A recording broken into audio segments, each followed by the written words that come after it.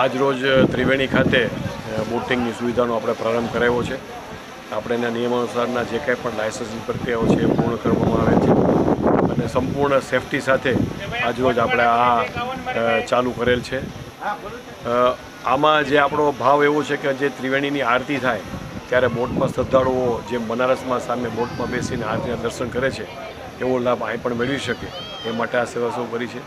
વિશેષમાં અહીંયા જ્યારે અસ્થિ વિસર્જન માટે લોકો આવે તો એમને પણ અંદર જવું હોય તો આ બોટનો ઉપયોગ કરીને અંદર જઈ અને ત્રિવેણીમાં બરોબર વચ્ચે અસ્થિ વિસર્જન કરી શકે છે.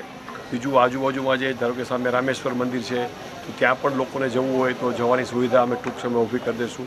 આને માટેની આનુષંગિક જે કાંઈ પણ કાયમી વ્યવસ્થાઓ છે જેમ કે જેટી છે કે પછી કાયમી મ્યુઝિક સિસ્ટમ રાખવી હોય કે કોઈ કલાકારને પરફોર્મ કરવું હોય તો આવીને પરફોર્મ કરી શકે, લાઇટિંગ છે, એ બધું ટૂંક સમયમાં અમે સરકાર